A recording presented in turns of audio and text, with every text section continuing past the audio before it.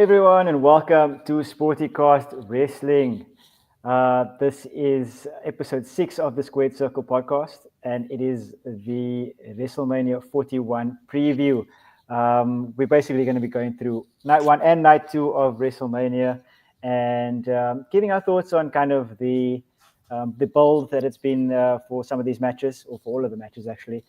Giving our opinions on the build, and of course, who we think is going to win the matches. We might talk a little bit about the WrestleMania, the Raw after Mania as well at the end of the show.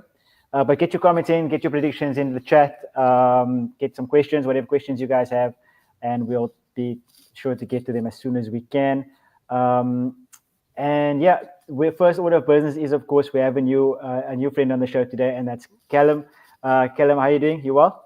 Yeah, not too bad. Excited to be here. I think there's been a few times where we tried to get me on and it's just not worked out for life being a bitch in other areas. So I'm excited. I'm obviously a massive wrestler. I've been on the football show a couple of times, but I'm even bigger wrestling fan than I am football. So it feels right to finally be here. Oh, lovely stuff. It's lovely for you. It's lovely for us to have you here. And I want to start with an icebreaker question for you. Like I asked the other lads when they came on the podcast as well. I want to know, kind of growing up, watching wrestling, when did you kind of start watching wrestling, and who was your favorites growing up? So I feel like I can't remember not being interested, because my older brother was watching it from like when he's 4 years older than me, and he was watching it from like whenever I can remember. But when I really started getting into it myself was probably around 2006. I've obviously gone back and watched a lot of the older stuff now, but I really got into it around 2006. And growing up, my favorite wrestler was Jeff Hardy. Like when he won the title at Armageddon in 2008, it was like watching my uncle. I was so proud. That's amazing stuff. I mean, the ultimate underdog, Jeff Hardy, was coming from that tag team and kind of winning that title. And they were high on him at the time as well. They really liked him, which was surprising for Vince McMahon kind of company, with a smaller guy kind of being favored. So it was awesome to see for sure. We also have, of course, AF as usual joining me today on the podcast. AF, how's it going? Dude, I'm excited. The build-up hasn't really been great, but I'm sacking myself up anyways because it's WrestleMania and you have to. So yeah, I'm excited to just chat wrestling tonight. Yeah, it's kind of an innate thing, right? That kind of excitement that comes out WrestleMania time. Yeah. But yeah, I'm excited as well. Mark is back as well. Mark, you doing all right? Doing fantastic. Like AF, I've been a tiny bit underwhelmed by the build-up, especially compared to last year Mania. But I know that they're going to deliver. They're going to give us some surprises, so I'm excited.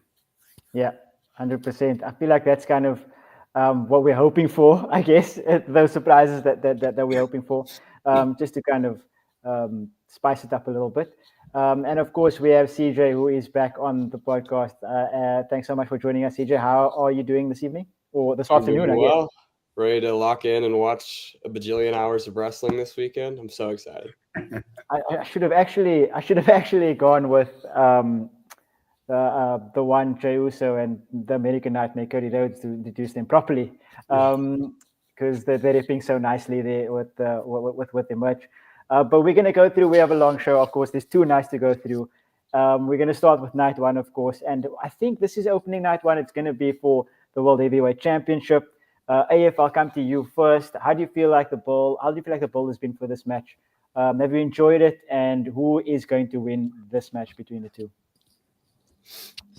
It felt weird to me. This entire build, just like it felt like it had nothing until the Jimmy Uso blood bathing, like that entire spectacle. I think that's what this feud needed. That's what this build needed. But ever since that happened, it feels like it's just like sort of tethered off quite a bit again. We've had Jey Uso coming out. He's abandoned his Yeet merchandise, coming out in all black attire. So I don't know if that means that, I don't know, maybe he's aligning with a certain Samoan. No, it just means it was sold out in WWE shop. It's or maybe Mark bought it all. You never know. Yeah, could very well be. But yeah, like I don't know. I'm really not hot on this match. I feel like if things go the way that we hope, or that I hope it would, I think Gunther should smash Jay or squash Jay in about 2 minutes. At Okay. least I'm glad we're getting straight to that because I want Gunther to just annihilate him. just Okay. do it. Like No I saw- I offense to saw- Mark in the Yeet squash. shirt, but I hope Jay gets battered. Yeah. Okay. I saw 3 nods of the head there, from AF, from CJ, and from Cal. So that was something I did not expect. I will not lie. Zakir in the chat, I guess, also agrees with that. So, I mean, Mark, talk to me here because I need some support, please. Listen, the buildup has been a little awkward with this feud. Having Jay like slip in the ring, like that's clearly like that didn't just happen. That was scripted.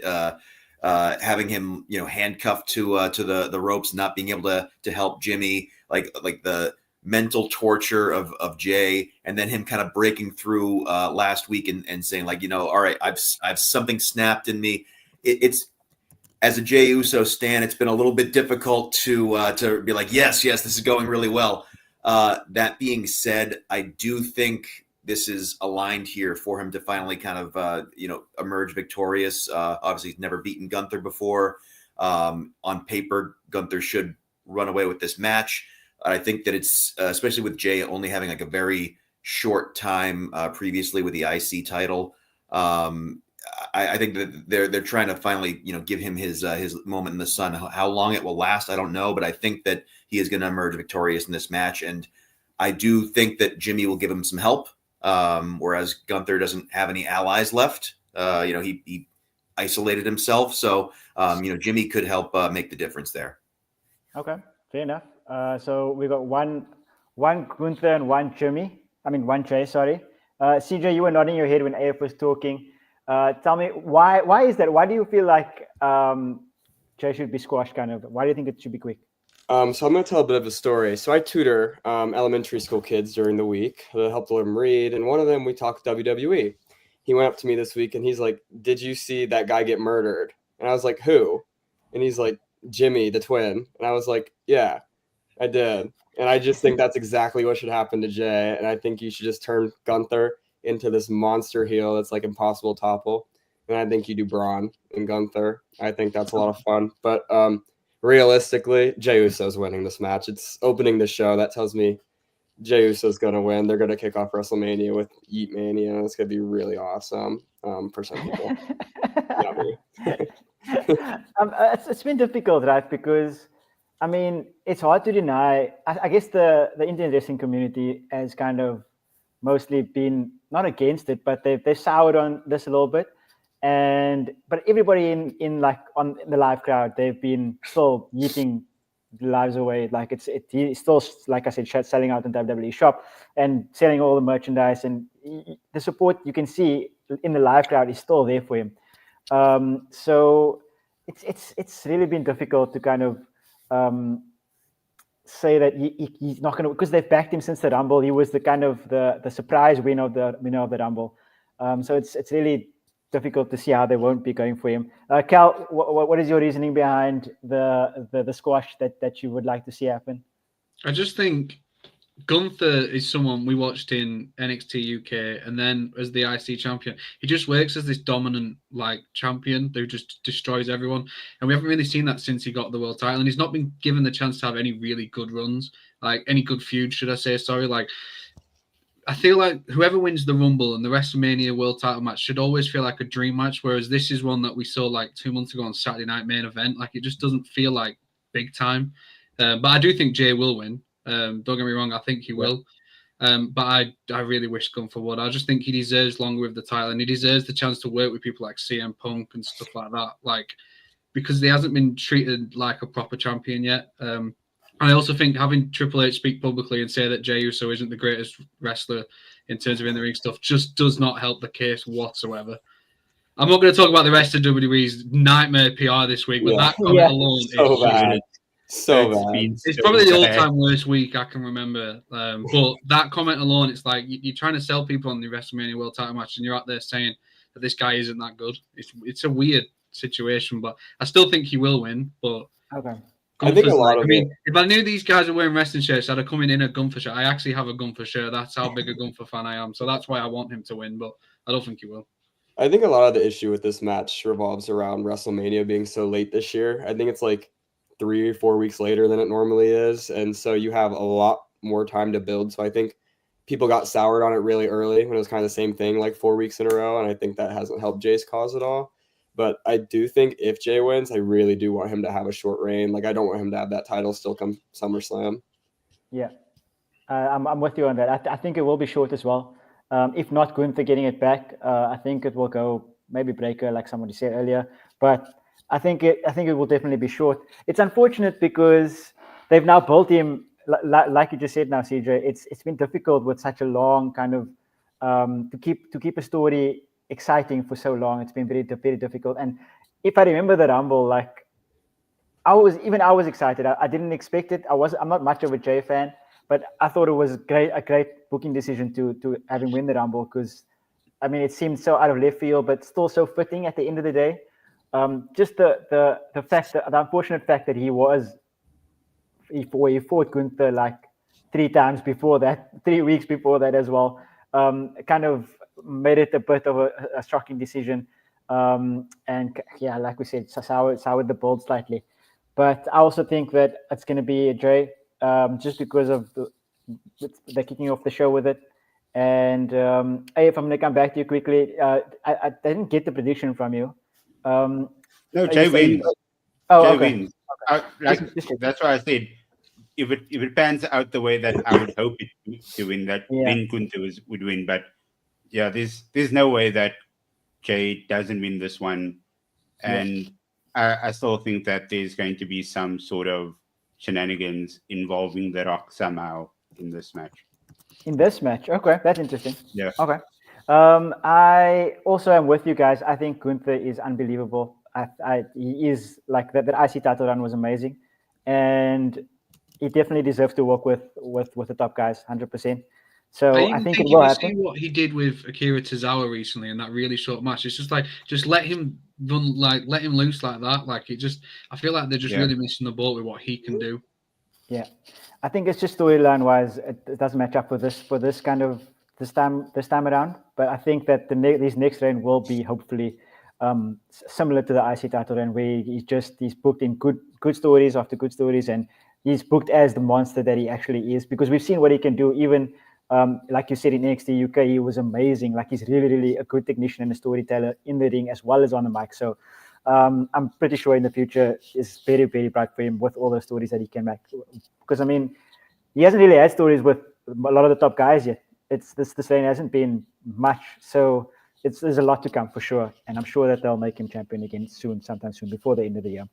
The next match we want to go to, which will probably be quick from us, is the first break match between the War Raiders and the New Day. Unfortunately, I'm saying this because, not that I actually love both the War Raiders and the New Day. The War Raiders, especially because of their previous work on the Indies. I watched a lot of their work on the Indies, and they were really, really good. The chemistry and the in-ring work is amazing. And it just hasn't been built properly. Has been no build here for this one. I think they announced it on the internet somehow, that this was going to happen. Cal, I'll start with you. Who do you think is going to win this match, and how do you think it's been built? I think the build's been quite poor. I think that's a running theme for a lot of the matches at Mania. But I think in ring it should be really good, because they're two really good teams. I love the New Day. I think when they first turned heel, it was really exciting. It was like something fresh. And I think they stumbled a bit with the feud with Rhea and stuff. But I think getting the titles now and just let them really take over on Raw for a while, because I think those two are they're always like entertaining. And I think the match will be great, because like you, I love both teams. I think they're incredible wrestlers. So I believe New Day will win, and I also want them to. Yeah. And okay, so Sadiq says Biggie definitely getting involved here without a damn doubt. I could see it. I can see it happening. I'm not sure they want to go in that direction. Like, to kind of cost the New Day, but I don't think that they want to have the New Day lose, especially because they just kind of turned heel and this is their first kind of feud after they turn heel. They should technically be winning this match, if you think about it. But CJ, you're up next. What do you think about it? Who's going to win? Short and sweet. I think New Day's going to win, and please do the tag team division on both shows a little bit better for next year.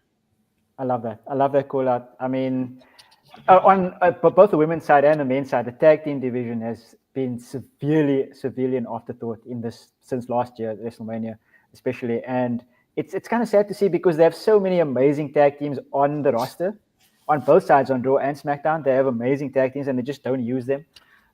So I was surprised that this match was the one that was kind of announced and not the SmackDown Tag Team Championships, where they have all like 4 at least amazing tag teams that they could have just thrown together, if anything, and just kind of made a 4-way between DIY, Street Profits, the Motor City Machine Guns, and Pretty Deadly, which would have been amazing.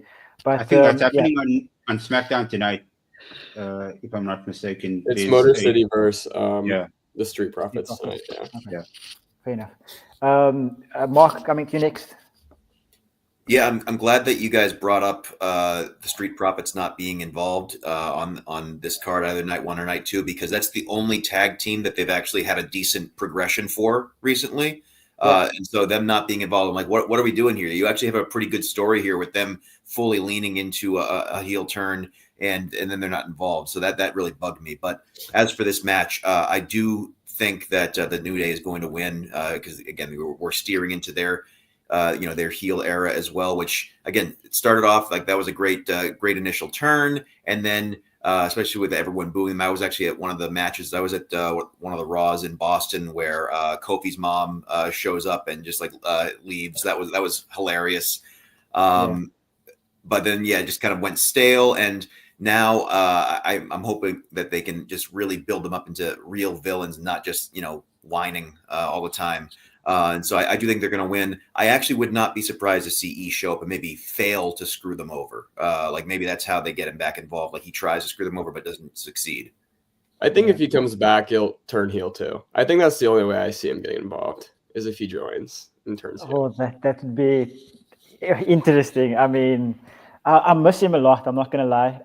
It's just like Death Taxes and New Day being 3 people, right? New Day consisting of Biggie, Kofi, and Woods. So don't get me wrong, they are very good as a duo as well. I mean, they're both amazing wrestlers. They cut great promos, they're great on the mic, and they're good in the ring. They've been together for how many years? They should be good at those things.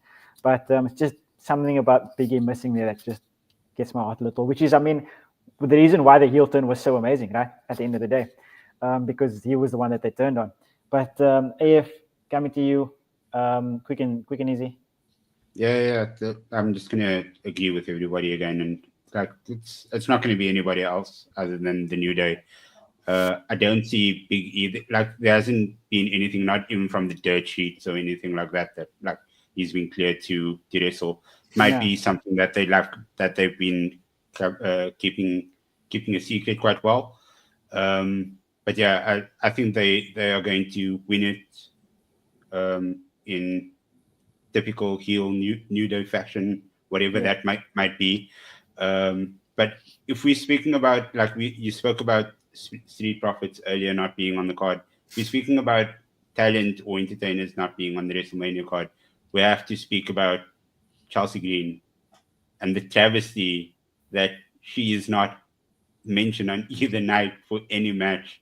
It could change tonight on SmackDown, but the fact that nothing's been announced yet it's absolutely shocking. Yeah, I mean, anybody else got something to say about Chelsea Green? Well, I think the fact that neither mid-card women's titles being defended so soon after they were both introduced is a pretty bad indictment on how they've been run so far. And I love Chelsea Green. I think she's so funny. I'd love to have seen Chelsea on the card. I think they're in a weird spot where they have so many titles, and the booking is, I mean, the women's tag team titles, I don't think there's been a period where they've ever been really goodly booked since 2018 when they were introduced. Yeah. So they're struggling with that, and it's a shame because Chelsea, alongside people like Liv and Lyra, and I would say Nia too, have had the best years of their career this past year, and none of them are doing anything of substance at WrestleMania, and so that sucks. Yeah, it's hectic. Mark, anything from you? Sorry, AF. Sorry, Mark, you can go ahead. Sure. No, I mean, I love Chelsea. I wish that she was involved. Her leaning into this whole I'm American, I'm the president of the United States, despite being Canadian, is one of the best bits that they've had in a while. I love that storyline. It's great, yeah. I mean, even the Secret Service is an amazing kind of adaptation. It's great. It's always a pop to see Chelsea Green on screen. She maximizes the minutes all the time, and it's there was something on the dirt sheets. I don't know. AF, you go. No, I was just going to say that, like, I think they wanted to get Liv on the card somehow, so that's why this tag team match was created. But then, including Lyra, who is Intercontinental Champion, CJ, we've spoken about this before. The fact that she's already a champion, why are they making a challenge for another title? Somebody else could have been put in that sort of space for the tag team titles.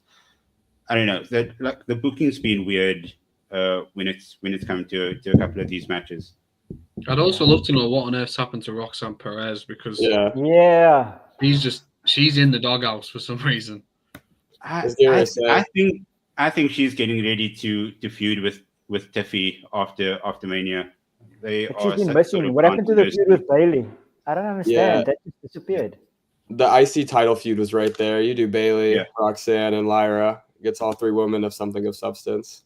Yeah. Because you can play off the history between Lyra and Roxanne, and then you can do Roxanne and Bayley.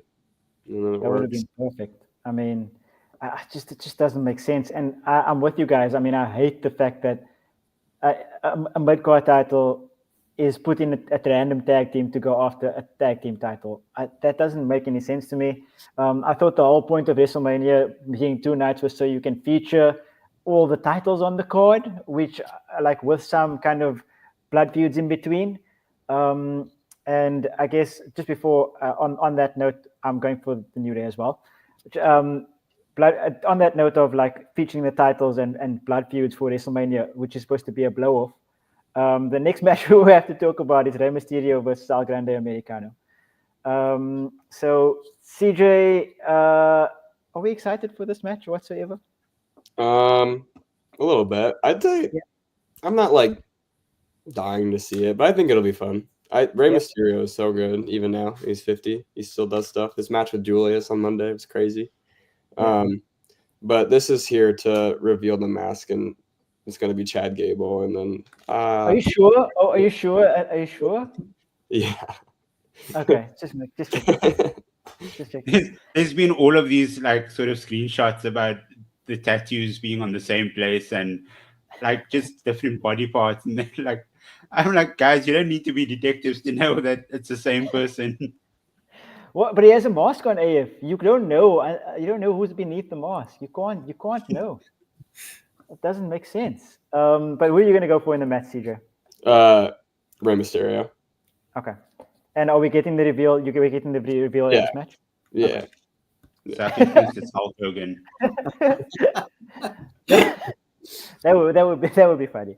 I honestly, the vignette that they had when Chad Gable went to this back alley and tried to understand Lucha, and I thought that vignette was really good. Like, when he had to pay, he kept paying for the secret to Lucha and how to beat it and whatever the case may be. And I thought that was really, really good. I was excited for where that was going to go, and now all of a sudden it's over. I thought, like, they kind of rushed it a little bit. They could have still had it play out a bit more over the next couple of months, where you can play off of, obviously it is Chad Gable, but, like, he hasn't really defeated Lucha. Like, the whole point was kind of to understand and kind of become better so that he could be able to beat all the luchadors. And yeah, that vignette I was so excited for, because it reminded me of almost like a Lucha Underground vignette, and it was played off so well. And now all of a sudden we're getting this, and I feel like I'm with you, CJ. I feel like the reveal is going to be soon. I'm going to go with Rey Mysterio as well, unfortunately. But I would like to see this kind of carry on over the next couple of months as well. Kellen, your thoughts on it? I think my first thought is that this doesn't feel like a WrestleMania match at all, really. Yeah. Like, Yeah. it's so strange that this has got a spot on the card and some of these other wrestlers that we've mentioned aren't being featured. But it's hard, really, because I don't know. There's been obviously a lot of negative backlash towards the character and stuff online. And it's difficult to predict whether WWE will see that and pivot and maybe end this story now, or whether they'll drag it out. Because I feel like it's only just getting started. So I don't think we'll see him being unmasked this soon. So I'm gonna predict that Rhea loses at WrestleMania, and we're gonna drag this on a little bit longer because I feel like it's still got legs. Like, he's only been around for not even like a month, so I think it'd be quite crazy to go through all that, do all the lucha stuff to beat them, and then he loses this quickly. They already retconned where he's from. They say he's from the Gulf of Mexico now. Yeah, they've already changed that because of the backlash. So that's what I mean. So there is a chance that they might just see how like negatively it's been received and just pull the plug. Like they've done that in the past, but I don't know. I think they'll stick with it. Yeah, I just feel bad for Chad Gable because this guy is so talented, man. He's so talented. He gets reduced to some of these comedy stuff. I just love to see him get a really like serious role, like what he did with Gunther last year for the Intercontinental title. Yeah. Like he's so damn good. Yeah, I'm with you on that. Mark, I mean, do you think this is going to be kind of revealed tomorrow night, or do you think we're going to carry on? So I'm with Cal. I actually think that that El Grande Americano is going to win. I'm very frustrated with how they've pulled Gable in so many different directions. Like there were a lot. I mean, obviously, there were a lot of complaints that like that this guy's dollar store Kurt Angle, and so they have him go like the asshole heel manager route with Alpha Academy. And then he's with the Creed brothers, and then there's this lucha thing, and I think that it's been horribly pulled off. It's almost mocking, luchador wrestling. I'm surprised that maybe the other lucha wrestlers don't like it, and they've just kept quiet about it. But I'm surprised that they haven't made more of a stink about this. Like, hey, you're kind of spitting in the face of what we do. I think that eventually it'll kind of, like most things with Gable, it'll pivot into something else because that's what it seems to be what they do with him. But I actually, I'm in the minority. I actually liked him being dollar store Kurt Angle. I thought it was funny, like just being almost the exact same guy as Angle was in ring with a similar background. I wish they would have stuck with that. Yeah, I fully agree. I mean, when you're that good between the ropes, I mean, it just makes sense that you are the machine Kurt Angle at the end of the day as well. AF, coming to you. Rey Mysterio, El Grande Americano. Yeah, I think El Grande wins. And it's just like Mark was speaking about, like the other luchadors, not really saying anything about it. The fact that they created, or the creative decision behind this match of pairing him up with somebody like Rey Mysterio was the best thing that they could do, because Rey Mysterio is so highly regarded in the luchador community that I don't think the others would end up questioning the entire feud or anything that he's been doing. Whereas I feel like if they had to pair him up initially, like for this big feud with somebody like Dragon Lee, who is still trying to sort of formulate his presence among all of these luchadors, I think it would have been a bit different. But people respect Rey Mysterio too much, and they know that he has quite a big hand in this entire creative decision as well. So yeah, I think that could maybe answer that sort of question. But yeah, I think El Grande wins this one and the future carries on. I just think that there was so much potential behind this, and they've booked themselves into corners left, right, and center. I feel like that's like the theme of this WrestleMania, to be honest. But yeah, we'll go on to the next one, and it's the actual blood feud, finally. And something that I would say personally deserves to be on this card, and that's the Jade Cargill versus Naomi match, which I'm quite excited for. We'll get Jade Cargill back after what feels like ages. Mark, I'll come to you first. Who's going to win this match, and why do you think so? I think Naomi is going to win this match. Okay. I think that they're just going to have her continue to lean more into being a pure villain, and maybe she even gets involved later on trying to screw over Bianca, even after winning. I think they're just going to have her go unhinged, and I like that for that storyline. I think this storyline needs to keep going. It's excellent. They've pulled it off really well. So I think that ultimately that's the direction they're going to go in, and I'm excited to see Jade kind of steer into being equally as villainous as they continue to kind of dig into this feud. I hope that it keeps going on. But yeah, I think Naomi wins this match. That's interesting. I didn't actually think about that. The fact that she can win and then kind of go after Bianca because, okay, well, I don't want to spoil my picks for later, but like there's probably going to be a reason why that would be a good match to go into. But yeah, that's interesting. CJ, your thoughts on it? This is my favorite build for the entirety of both nights. Like, I think these two have killed it, even from Elimination Chamber. That reveal was brilliant. Just ever since then, Naomi has been fantastic. If you've seen her social media game, it is unreal at the moment. It's one of my favorite things. I'll be scrolling through it all day. But I actually have Jade winning this match. I think Naomi will be A-okay in loss. I think she is probably headed towards Money in the Bank if I had it my way, which will play into a prediction later. But yeah, I think Jade probably wipes the floor with Naomi in a good match. I like that. And that's unfortunate because like we keep saying with most of these matches, like she's just turned heel and she needs the win kind of a vibe. But Jade's also just come back. So it's difficult to kind of find the balance there, right? To kind of who should get this win. Callum, your side, what are your thoughts on it? First of all, I want to say I agree with CJ wholeheartedly. I think this build's been by far the best. I think from the reveal at Chamber and then even like the segment on SmackDown between Naomi and Bianca when she first admitted she did it, I think it was just incredible. Like, and I love Jade Cargill. I have since her early days in AEW. I just think she's got a presence unlike many women in wrestling at all. Like, she's just so damn, like, she's got an aura about her. And I think once she really clicks in the ring, like, she's got such a bright future. I think she'll win. I think Naomi's heel turn has gone so well that she can afford to take a loss. I think because she's become so entertaining with it, it's the sort of heel that bounces back. You see these sorts of like villains all the time. They like when you get to a certain point where you're that good, it doesn't really matter whether you win or lose. I think that's where Naomi's going to be. And I think Jade coming back after such a long layoff and the way she's been presented, it really wouldn't make sense to have her lose this like quickly after returning. So yeah, I think Jade will win, and then Naomi will go on to bigger and better things, hopefully, because this is probably the best. I know it's only been a couple of months, but I think this is the best she's ever been in WWE. Yeah, I'm fully with you. They never really treated her properly before, and now she's kind of come out of a shell in this heel persona, and it just looks good. It looks right, and she's doing really, really good work as well. AF, is there still a chance that we're going to get a heel Bianca and that Bianca is the mastermind behind this whole situation, or are we just straight out between these two going to fight it out and whoever wins is going to win? I don't know. Like I would like for that storyline to be explored. That would be really great, but I don't know.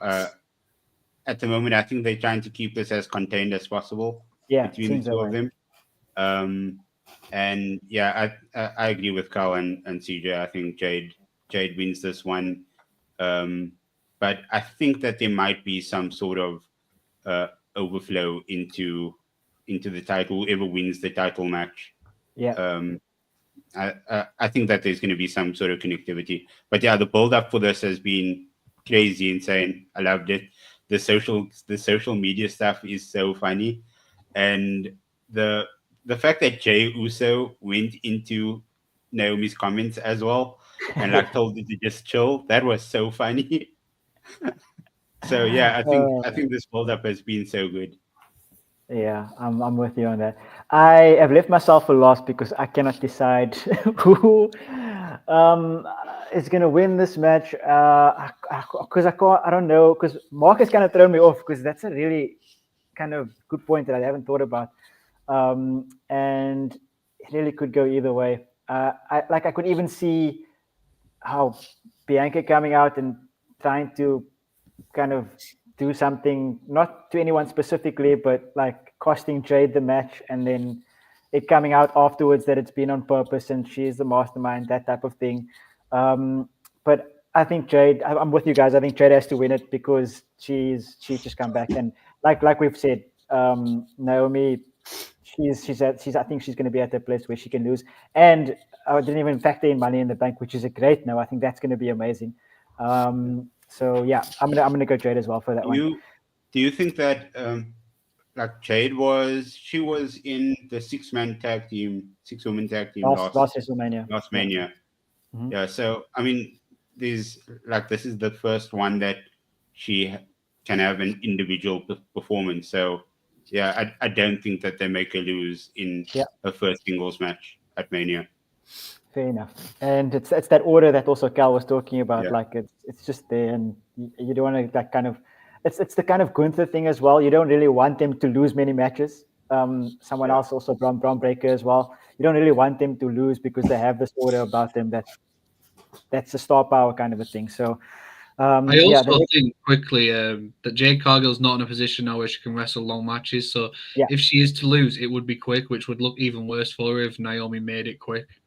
I think once she does lose, it's going to be a big deal, and it should probably be drawn out. Like I feel like this match won't go longer than 10 minutes. Yeah, and I'm waiting for it to become like, or I guess be able to have those like longer than 10-minute matches. Like it's when it clicks for her, like you said, I think it's going to be amazing. Her only match since she's been back was the one with Liv, right? Yeah. She looked good in that one, a lot better. So. I mean, also Liv has been outstanding this year as well. So that was really a really good match just to watch as well. The next match we're going to go to is the United States Championship match, LA Knight against Jacob Fatu. I don't want to go first. Mark, we'll come to you first. So I think that LA Knight is he's so personable. He's electric. I really he has a great presence about him. Unfortunately, I think that he's just kind of a vessel to pass titles from one person to another. I think that Jacob Fatu is winning this match. I'm on a Samoan theme in this, episode. I think that they're in the Jacob Fatu business right now. I think they really want to build him up. He's so terrifying. I think that he's going to win this match. And LA Knight is kind of he's someone who is good to be pursuing a title. I don't know if he's really someone who I've really enjoyed him holding a title. So I'm excited to see what Jacob could do with it, and see how that goes. About anything that increases the chances of Rikishi finally showing up is something that I need to see. For anyone who's not heard it before, Rikishi is my all-time favorite wrestler. I need Rikishi to eventually resurface. So if this helps that along, even better. Lovely stuff. I think if he didn't show up for the Usos singles match last year, I don't like your odds. Like if he didn't show up to see his sons fighting each other. I know. I need it so badly. You never know. AF, are we going to see kind of any interference in this match? Bloodline getting involved, and who do they cost? Are they going to cost Jacob? Are they going to cost LA? Like Bob brings up a very good point that babyfaces like LA Knight are kind of always better chasing titles. But what do you think is going to happen in this match? Yeah, I think Jacob wins this one. It seems like WWE and Triple H, they are all in on the Samoan Werewolf, and I think I read so many like headlines towards the end of last year that the end game is to set something up between Jacob Fatu and like somebody like Roman Reigns at WrestleMania. So I think that they are putting all their eggs in one basket with Jacob Fatu. I agree with the whole LA Knight is a vessel because it's not the first time that he's coming in. Ooh, that's a lot of comments over there. It's just that LA Knight is sort of this person to get somebody over, sort of similar to how John Cena was for so long as well, getting talent over, and he's a huge superstar. So getting somebody like Jacob Fatu to overcome him at Mania, I think Solo or Tama probably. If Solo Sikoa ends up versus Randy Orton on one of the nights to make up for one of those matches, then Tama Tonga probably gets involved in this match. But I think Jacob's probably going to be pissed off if he does, because he doesn't want any help. He wants to do everything on his own. 100%. CJ, are we? Is it straight up gonna be a Jacob win? Like, it's been difficult. That obvious. I don't know. I might just be different and pick LA Knight here. I think they'll probably go the direction of Solo versus Jacob next, whether he win the title or not. So jealousy. So let's just say Solo costs Jacob and LA Knight wins. Yeah, I mean, so this is like another one of those toss-up 50-50s where someone could cost someone, or like one of the wrestlers have a clear kind of future feud that they want to get to, and is it going to kind of manifest itself in this match? It's so difficult. I'm not sure. Like, they're obviously very high on Jacob Fatu. I mean, deservedly so. He's been amazing for the past year as well. He's come out, and even the way he walks is funny. He's been really, really amazing. And I personally am... I'm with you, Cal. Screw it. I mean, I'm with you, CJ. Sorry. Screw it. I'm gonna go LA Knight as well, and Jacob Fatu, and yeah, to feud with Solo. I think I'm gonna go with that as well. Cal, what about you? I think Jacob Fatu. I agree with what these guys have said. I think this guy has got everything. Like, he's what I think WWE was hoping Solo could be initially. I think Jacob Fatu has the mic skills, he's got the charisma, and he's an incredible wrestler. Like, I actually think he's like a future world champion. Like, I am so high on Jacob Fatu. I love LA Knight as well. I think it's rare that you get these wrestlers that just have this connection with the crowd, no matter where on the card they are, and he's one of them. But yeah, he is better chasing the title, and I think this is where we really need to get the ball rolling with Jacob, and I love him. Well, also to touch on what you said about Solo Sikoa potentially fighting Randy Orton, if that is actually the outcome, that is so disappointing. Like, if that's where that eventually goes, I'll be so disappointed if that's the rest of the choose for that. But I suppose we'll talk about that soon. But yeah, Jacob Fatu all the way. Okay, well, since it's not on my list here of matches that I have that has been confirmed, that's a good segue. Let's do that now. We don't know who, obviously, Randy's opponent is going to be. We just know that he's going to be having a match. Cal, I'll stay with you. You said that you don't really want it to be Solo. I'm with you on that 100%. I think that would be, while at least it's a match for the two of them on the card, there's much better options available. Who do you want to see against Randy Orton? And then who do you think is going to win that one? So who I want to see him against is Nick Aldis. Because I've been a fan of Nick Aldis for a long time. I watched him in TNA and NWA. I actually had the chance to interview him as well, and he's one of the nicest human beings I've ever spoke to. Like, he'd give me all complete honest answers. He spoke to me about like his wrestling sting. Like, he's a nice guy, and I think people in WWE, like WWE fans who aren't aware of how good he is in the ring, like, I think it'd be a nice surprise to see him come out, because he is a very talented wrestler. Like, his work with Cody at the very first All In was great. His matches in TNA when he was Magnus against like AJ Styles and like Angle and stuff. Like, I've always been a fan of Nick Aldis. I'd like it to be him, but I don't think it will. I think from what I've seen online, a lot of people are predicting Rusev. This is going to be how Rusev comes back to WWE. Okay. I'm not sure how I feel about that, but that's where I see it going. And I think whoever it is, Randy's winning. Okay, fair enough. That's difficult though for like Rusev to come back and lose. I don't know how I feel about that. That's the only issue, because I love Rusev when both in WWE and in AEW. CJ, you were shaking your head. Your thoughts on it? I think it will most likely be Solo Sikoa, unfortunately, just because what we've seen on TV. But I would love it to be Nick Aldis. I think that's the right play. I don't think it should be Aleister Malachi Black or Rusev, because you can't have them lose in their first match back. And Randy Orton needs to win, because I think we're headed towards Cena Orton in St. Louis for Backlash. Then you have to have Randy go into that with a win. I think it would be really funny, though, because Rusev's reputation towards the end of AEW that he refused to lose. So if you had him come in and lose his first match just to shut all the doubters up, it'd be quite an interesting way of getting back. Yeah. I'm gonna go with. It does seem like it's going to be solo, but like you said, like Nick Aldis is a great wrestler. Like he's really, really good. Bell to bell, he's a really, really good wrestler, and the WWE fans haven't really seen it. They don't really probably know much about it because he hasn't wrestled in WWE yet. He's just been the GM.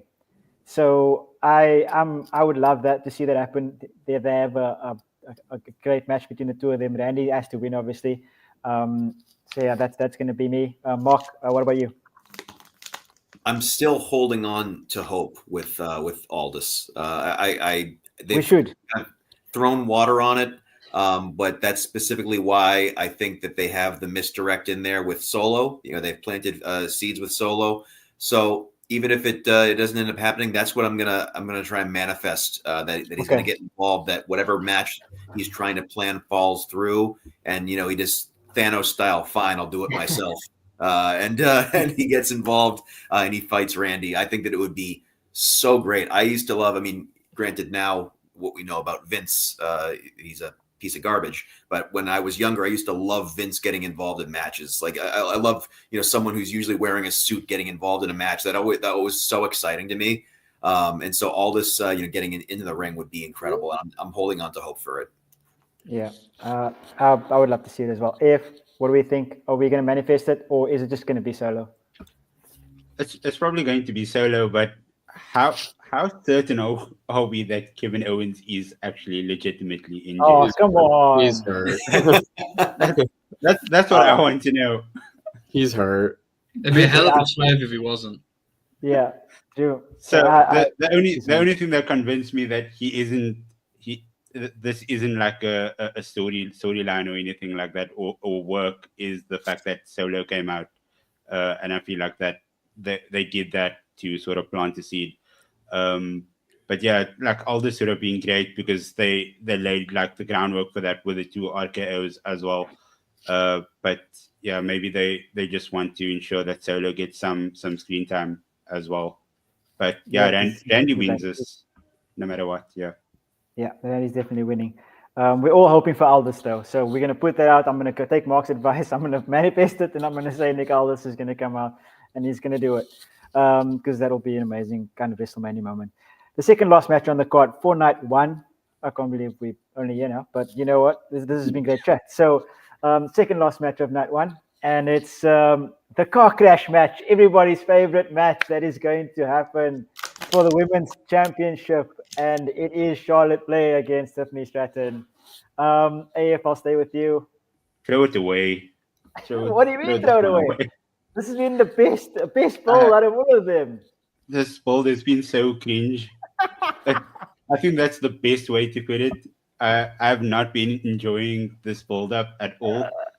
And like all I'm going to say is I want Tiffy to win. I don't want her to drop the title, but knowing Charlotte, she's probably demanding that she wins the title at Mania.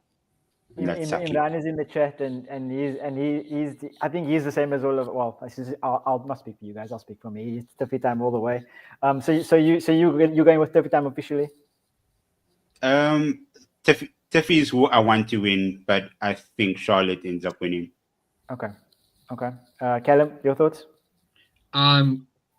This might be like delusional. It might be burying my head in the sand, but I'm going Tiffy Stratton to win.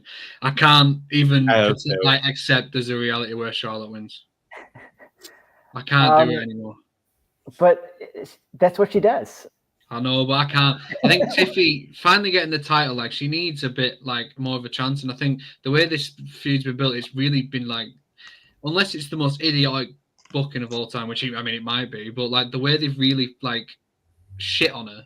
So if she actually ended up losing after that, it'd be like Booker T-esque when Triple H beat him. Like you can't do this stuff. And like she's been made to look like a real idiot. I think she needs to come out on top now. And I think, regardless of what some people say, I think Tiffany Stratton's like one of the like hottest prospects in WWE. So I think giving it to Charlotte after all this time away again, I don't even want to think about it. What if it's like a multiple match kind of feud that we're going to start with Tiffy wins 2 out of the 3? Are we still not okay with that? Do we still want it to win this one? Well, I think this will go beyond just the one match. I mean, they'd be wise not to, because it clearly looks like these guys don't like each other. Yeah.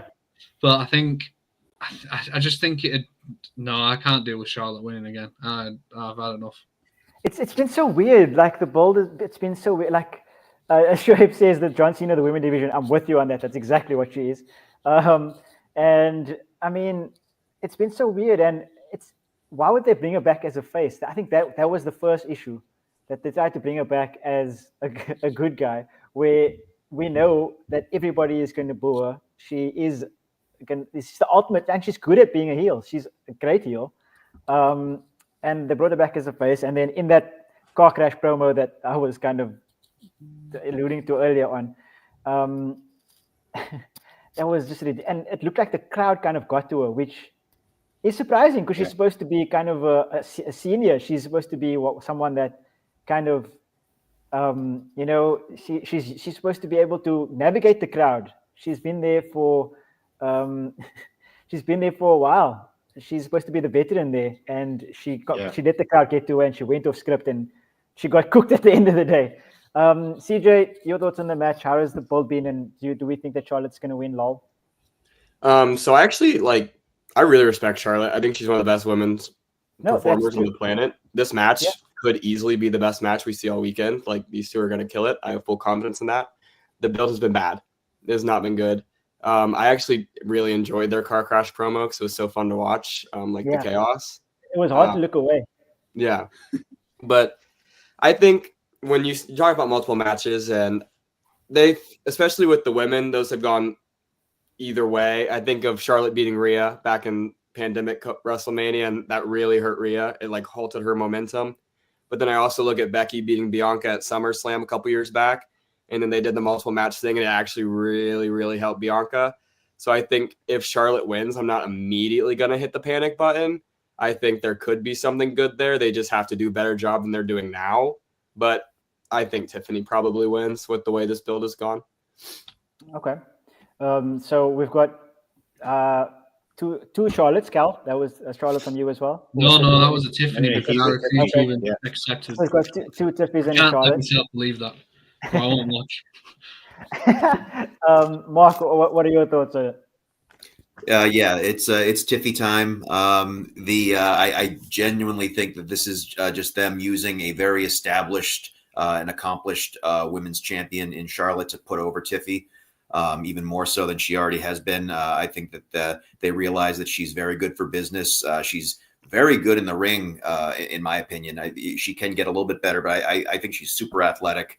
The crowds love her. I think that this is kind of a coronation of Tiffany in this match, and the build has not been great. I agree with CJ, but some parts of it have been good, where you kind of have fans questioning, like, do these two genuinely hate each other, or is this all been scripted? Like, when you're not entirely convinced of either, that's when when those lines are blurred, then you're doing something right. So it hasn't been great, but I do think that it could be the building of a longer lasting feud. But like Cal said, having Charlotte win after this long layoff, it just doesn't make sense to me. So I think it's Tiffy time.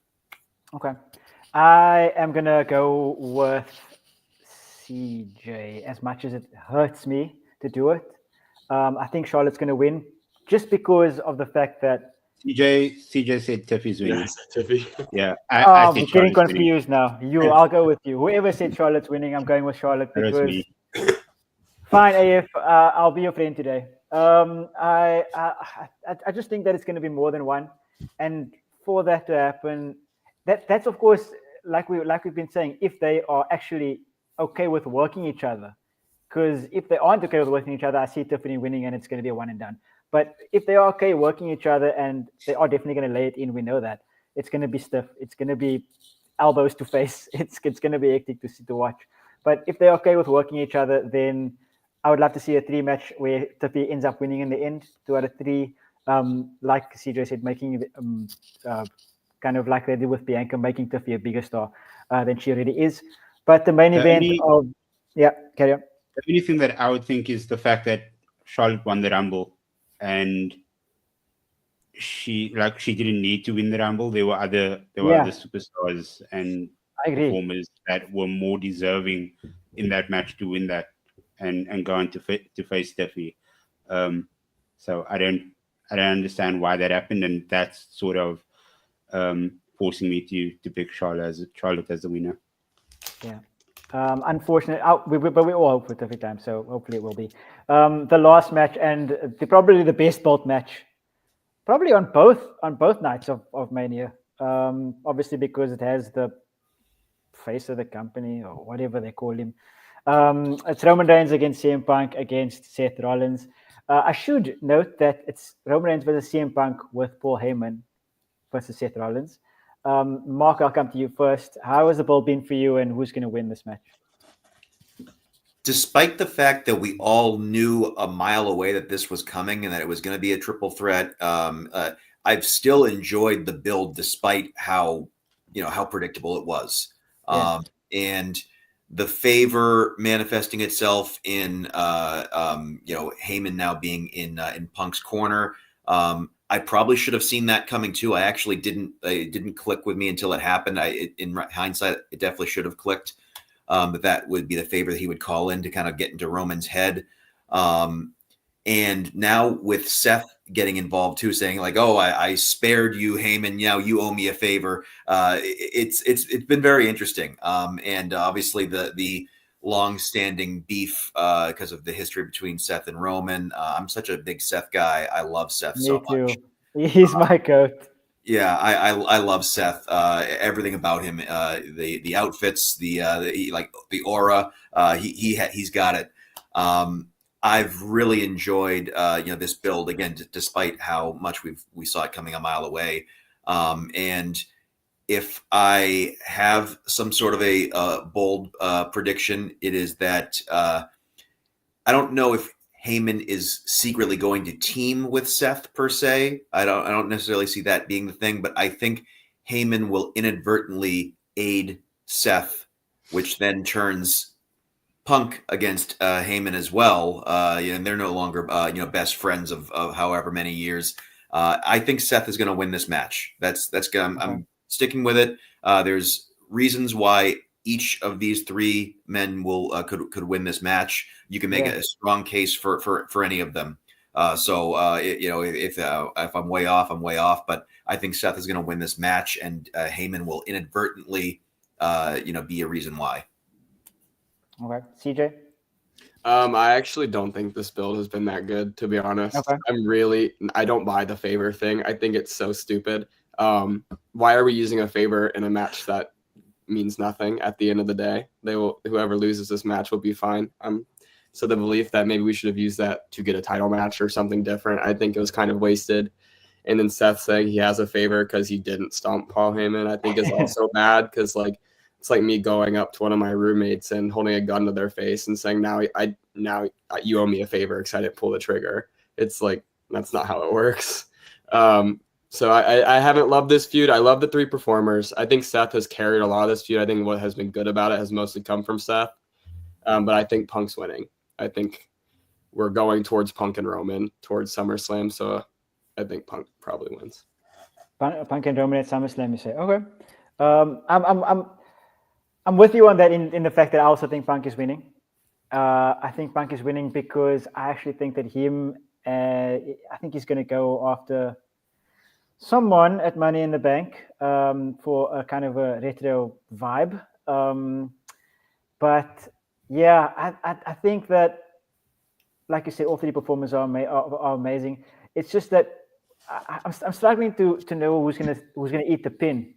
And I've tried to kind of reverse engineer myself into thinking Punk is going to win by who's going to eat the pin, and I still can't. I just think Punk is going to win. Callum, your thoughts on it? Who's going to win? I agree with CJ that I think the build's been a little disappointing. I think this could have been a real good like blood feud, but instead we've got these like men in like their 40s fighting over a man in his 50s. It's just a bit weird. Like the jealousy and stuff. It's like, what the hell is going on? I mean, it's Paul Heyman. Like this isn't like Margot Robbie that you're fighting over. Like what's going on? Paul Heyman. It's weird, man. Like I think the favor could have been so like used in such That is true. like I was thinking like stuff like with the Rumble, I thought like he could use the favor, so Heyman helped him eliminate Reigns and stuff like that. I just didn't see it being something this dull. Like he's in his corner. What differences will that make for someone like Punk? Like there's no stakes.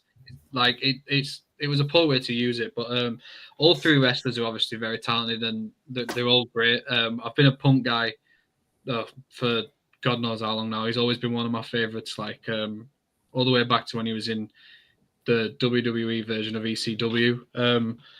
I think Seth's going to win. I think Seth's got the most to gain from winning. I don't think Reigns or Punk lose too much, but Seth's been on the back burner for so long. It's about time he got like the shine, I think. Like he's been doing so much like heavy lifting for WWE in the last couple of years, but it feels like he's very rarely the guy like anymore like that they really like give the ball to and like run. So I think he deserves like a big win right now. I will say I'm going to add on to my prediction because you talked about who eats the pin. I think Seth or CM Punk are the only two I ever see winning this match. I don't think Roman wins at all, and I don't think Roman gets pinned either. I think whoever doesn't win between Punk and Seth is who eats the pin. Okay, fair enough. I also want to pick up on what you guys said about the favor. I am with you that I think we could have eked out the kind of favor a little bit longer, or like kind of use it in a better way, in terms of like.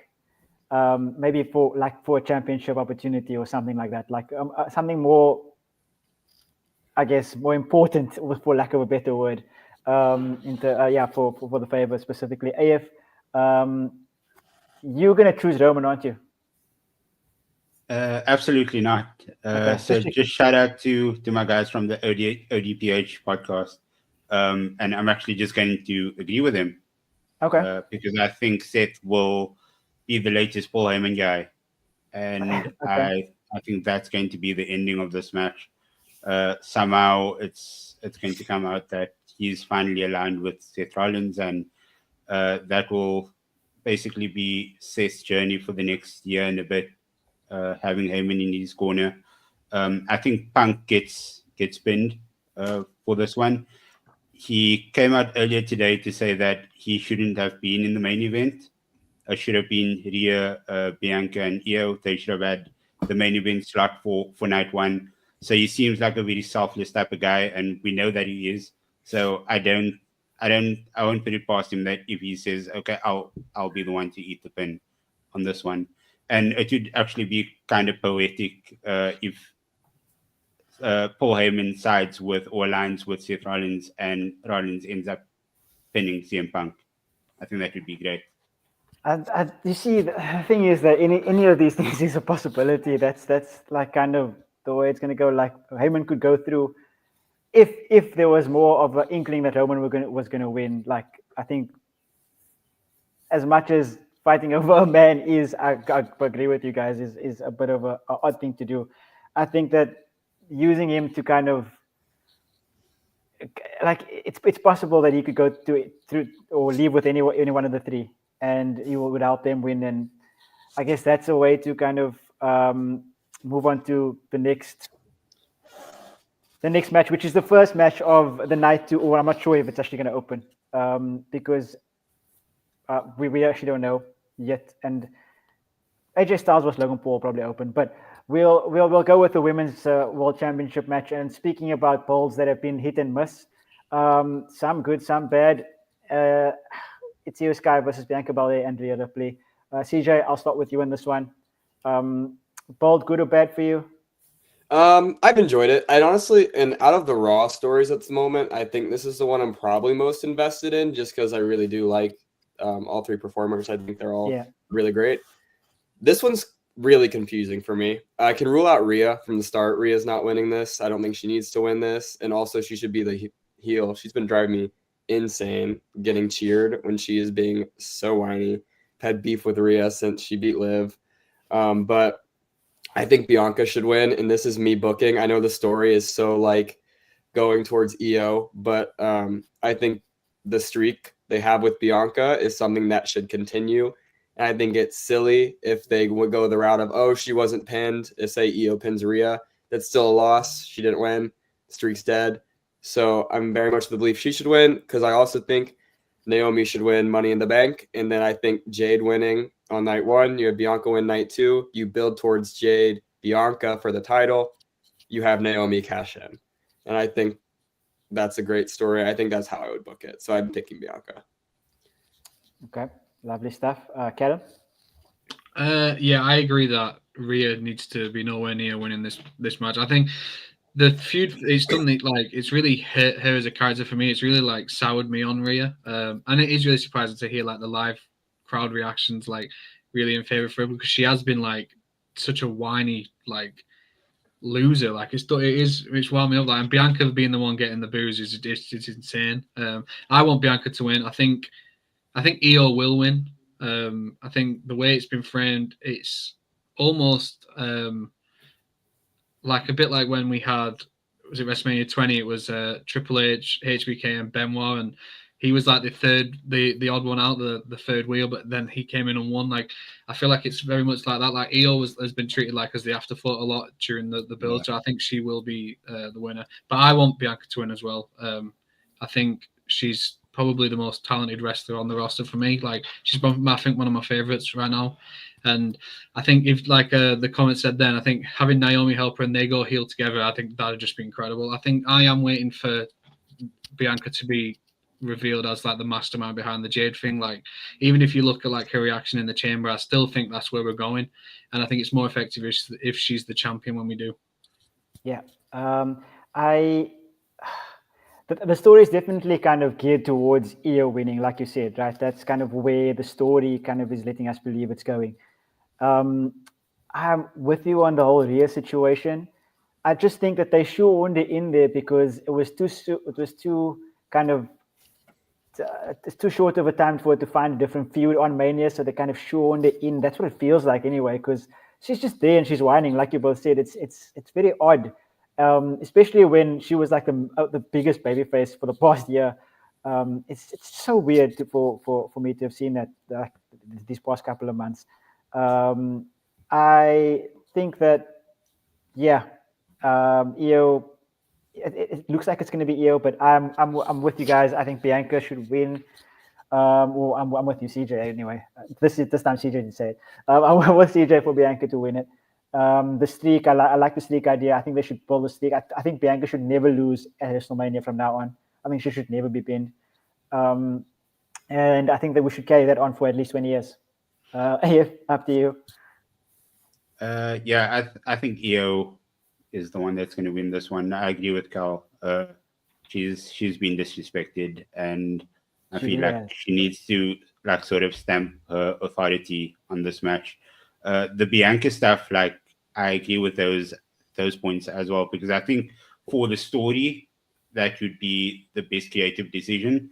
But at the end of it all, I love Io Sky. I think she's amazing, and I really want to have a really good year with that title. I don't think she's going to keep the title for the entire year. It'll probably be until like Money in the Bank or somewhere mid-year. But yeah, I really don't want them to screw her. She should just have a good title run. And Mark, also, with regards to Rhea Ripley, like they should really just drop the whole mommy bit now. She's out of the Judgment Day. Just take her back to the Eradicator. Make her this like fearful persona that's just going to come into the ring and just like cause chaos every single time. Did you guys see the promo she cut like the night she lost the title? Like in the back? It was like a network, like digital exclusive or something. It was really good. She was like blaming herself for the loss. She was like, that's all on me. It wasn't anyone else. Like it was like a new character for her, and it was really good. And then they just completely abandoned it. And went with this whiny. So I hope we go that direction. Yeah. Mark, you're going to be our tiebreaker here. Who do you think is going to win this match, and how's the ball been for you? Yeah, I'm in full agreement with everyone in regards to Rhea's involvement in all this. I have not liked it. I don't know why they felt the need to force a second triple threat match into Mania. Like, you already had one that we all saw coming a mile away, and then this one you also saw coming a mile away. Once Rhea dropped the title to Io, and unlike the other one, I don't like this build as much.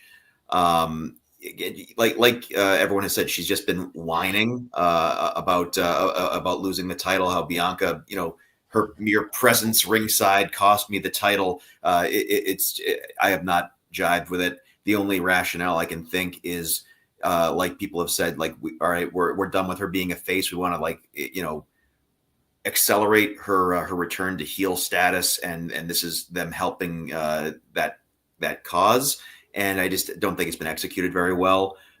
No shot in hell that she wins this match. I'm actually going with Io. I think Io wins this match. I think Io is adorable. I love her so much. And I don't like her getting the title, in the middle of a regular Raw, to then drop it at Mania. I don't like that for her. I would like her to have a nice little run. Like people have mentioned, she's been disrespected as kind of like an afterthought in a Rhea Bianca feud, which I don't like.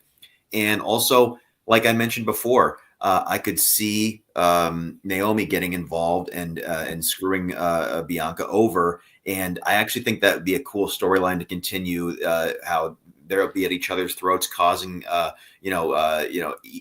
issues in each other's matches. Maybe Naomi continues to deny Bianca shots at another title run.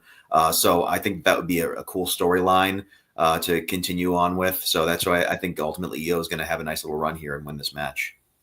I also think having Rhea just insert herself by signing the contract is one of the most ridiculous things. I hate when they just throw logic out the window like that. Yeah, she signed the contract, so we have to have her in the match. Like, what is going on? That's little things that they do every once in a while, and it drives me nuts. Yeah. Aldous never will let that happen. No, not my guy Nick. My guy Nick would never let that happen. He runs a steady ship over on SmackDown. With this build, I feel like we took the most complicated way to get there possible. I think, number one, I love this for Io. I do love Io. I think she's a great performer, but I feel like adding her into the mix was kind of unnecessary in a way. I feel like Rhea Bianca was all you really needed for WrestleMania. Like, that's a WrestleMania match. Probably could have main evented, but especially because the story's been that way too. But especially looking at Lyra Valkyria, that could have been the match. It could have been Lyra and Io, stuff like that. And so I feel like we just took the most complicated way to get there. And then the story has just been all over the place too. It's all been about a contract. Like, the entire story's been built around Rhea getting her name on that contract. Yeah, it's unfortunate. But we're going to go next to the tag team championship match, the women's tag team championship match. And I'm just going to keep this short and sweet. It's going to be Liv and Raquel. There hasn't been a build, so I'm not going to talk about it. Bayley and Lyra. I'm assuming after that, they're going to feud over that championship, which actually, if anything, like we said earlier, actually, Roxanne should be in here and should be a triple threat for the Intercontinental Women's Championship. They're not going to win I don't think they're going to win because it makes no sense for someone with a title to go after the tag titles. Plus, I really like Liv Morgan and Raquel Rodriguez. I think Raquel's amazing as well. I hope that there's big things for her on the horizon. But yeah, they're going to win. For me, I think they'll win the match, and Bayley and Ryder will go off. Maybe a Bayley heel turn, but they'll go off into the sunset to kind of fight over that Intercontinental Championship. AF, I'll come to you next. I actually think that Bayley and Lyra win the titles. Okay, like a Sasha Bayley type of vibe. Yeah, I don't see the logic of them beating Lyra up again with another title match at WrestleMania, where it could have been another tag team going for it, only to make her lose. I think, like, from what I've read on social media, the creatives and the writers, they think very highly of Lyra Valkyria. So I think that they are trying to go all in on her, and they've paired her up with Bayley because Bayley's such a good mentor and coach in the back. And so many people have acknowledged Bayley as like a really good mentor.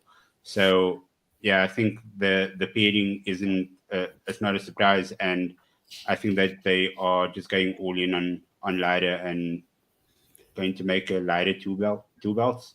Is that going to be a thing? I don't know, but yeah, Can't I be. think It's only one two the belts, same and it's thing. Becky. Come Yeah. on now. She's Mark. not a wrestler anymore. Didn't you hear? Yeah, she's not. She's not until. Mark, I'm gonna come to you next with this one. This is tough because I'd be fine with either team winning. I do agree that the build has been non-existent. They're just like, hey, by the way, this is happening. They had they earned it last week. But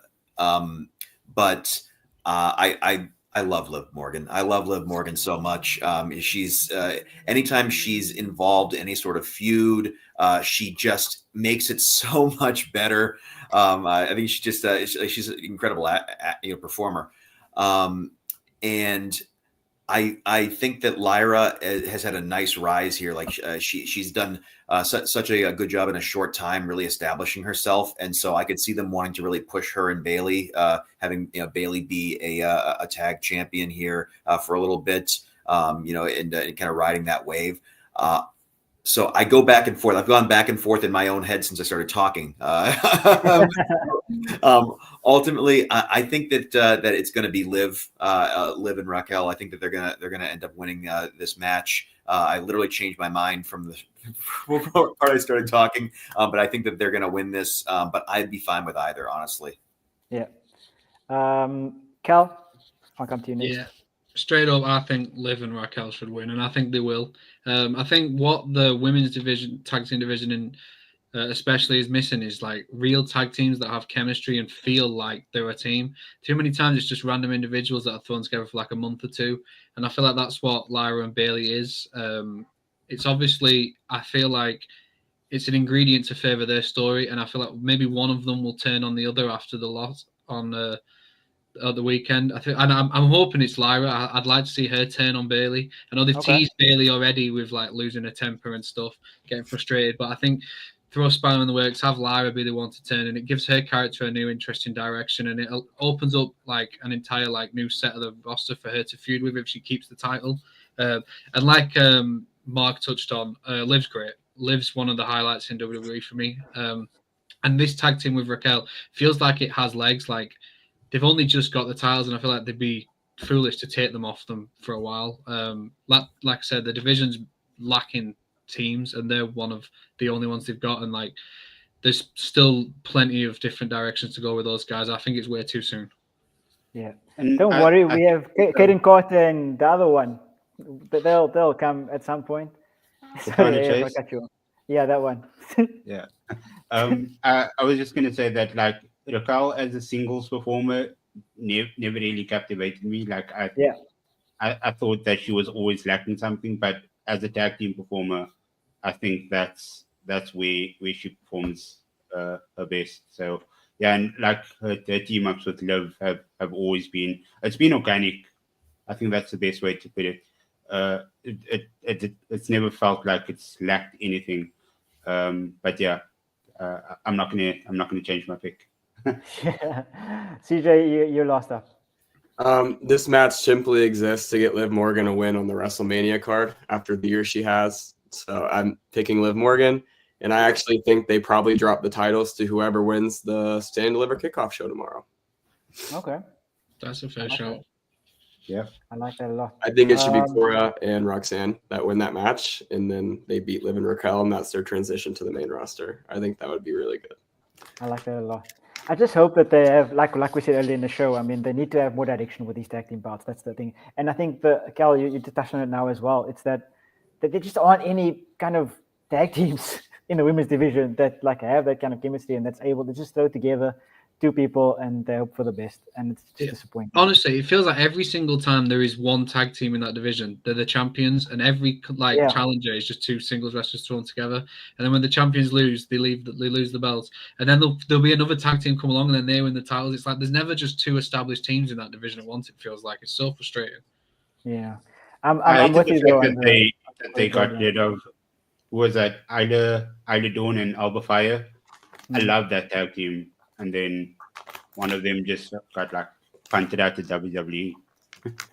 I'm actually hoping that that Cora and Raquel, the Cora and Roxanne thing is a great shout, and I wouldn't mind seeing the Iconics come back. I'm not gonna lie. I have like this very very below. Like I'm gonna keep it. They did wrestle this weekend for the first time in like 3 years, so there's hope. Yeah. We might see the Iconics back. Yeah, I'm hoping so. That's where I got it from. I saw it and I was like, oh, this would be so great. I miss them a lot. Anyways, we have just 4 matches to go off on night 2, and this match is gonna. This match goes wrong. It's AJ Styles against Logan Paul. Please tell me why. Somebody give me a reason as to why AJ is gonna win, please. Anybody. Mark, I'll start with you, please. Okay. So reason why AJ Styles is going to win is because Logan Paul sucks. He's an awful human being. I hate him. And I might actually turn Peacock off if AJ doesn't kick his ass in this match. Okay. That's my only analysis. Thanks. At least you gave me what I asked you for. That I appreciate it. AF, you next. I hate to admit it, but Logan wins this one. Yeah, that's what I was afraid of. Like the guy is so high up in WWE. Like it really like hurts me that I have to admit that he's such a good performer. He's such a shitty human being, but he's a really good like WWE performer. And I think that the only reason they're paying him up with AJ Styles is this really amazing historic like legend in the business. AJ Styles can have a good match with a mop. Yeah, exactly. He practically did with Shane McMahon, so yeah. So yeah, he's just going to get Logan as over as he can, even though the crowd is probably still going to boo the hell out of him. So yeah, I don't want it to happen, but Logan's winning this one. Okay, CJ, save me, please. I'm actually kind of mixed on this one because from a logic perspective, I'm thinking Logan Paul probably wins. But looking at the story and specifically the stuff with Karrion Kross, I feel like it only makes sense if AJ wins. So I'm kind of mixed, but I think I still have to go with logic and the way WWE do things. I think Logan Paul probably wins because Mr. Beast comes out in a prime bottle. Do you think that so AJ embraces this dark side that that's what it's seeming as if, but I don't know. I have no clue. Like we talked about the last time that I was on before the Rumble. Like I said before, I'm just, despite my personal feelings in Logan Paul, he is a good performer, but you have to give him something. Like his shtick cannot continue to be, I'm rich and popular, and you losers in the crowd are not, and I don't care. Like, you can't just be a dick for the sake of being a dick. Like, give him an actual feud that lasts, that like a real storyline. And maybe it's tough to do that because he's not, he's kind of, everyone accuses Roman of being a part-timer. But like, if he actually wants to be a part of this, like he has to have a story, and it can't just be I'm an asshole. Like that's my big thing with him. Personal feelings about him aside, like he can perform, but you got to give him something. Yeah, I couldn't say it better myself. Callum, Mark had my back. Are you going to have my back or not? I'm not. No. Okay. I think with the Karrion Kross storyline, it makes sense for AJ to lose, and then that's what pushes him further to eventually turn to that dark side. Logan Paul, I would be fine if I never saw him on my television again. I can't stand the guy. I get what people say about he's a good wrestler and he can go in the ring, but I feel like it's only because he rehearses his match for a month in advance. The reason he doesn't wrestle often is because he needs time to prepare for that one match. I don't think he could go weekly. I don't think he's got it in him. I think he's a serial over-preparer. But his finishing move looks good. I'll give him that. I like the finishing move. But AJ Styles deserves better. For how decorated he is in WWE, his WrestleMania legacy fucking stinks. Some of the people he's been involved with at Mania is so disappointing. Even when he's paired with good people at Shinsuke, the match disappoints. It's it's been rough. And he deserves better than Logan Paul, but I think he'll lose. I also think he's going to lose, but I am going to manifest the win. I have to, because I'm going to be so annoyed if Logan Paul beats AJ Styles. I think he will. I think Logan Paul will, but I just have to say, I have to say that AJ is going to win. But like you guys have said before the storyline, I think Karrion, that's where it's going, and that's where he'll get the win at the end of the day. That's why I think Logan's going to win this, as apart from the fact that WWE love Logan Paul. I also think, by the way, sorry to interrupt, but like Logan Paul is obviously, everyone talks about how good a wrestler he is, but whenever he's in a high stakes match, he loses. Like he doesn't win the big matches, and I think they will eventually have to give him those sorts of wins if they want to keep him around, like, and try to get across the message to fans that he is good. Like he doesn't win very often in the bigger matches, like the showcases and the marquee stuff. He never really gets all like wins. So I think this is their way of doing it with someone like AJ who can obviously bounce back. Yeah. And will make him look great because AJ, like we said, can wrestle anything or anyone and put on a good match. He's one of the best of all time. Yeah, 100%. The next match I want to go to is the Sin City Street Fight, Damian Priest against Drew McIntyre. CJ, I'll come to you first.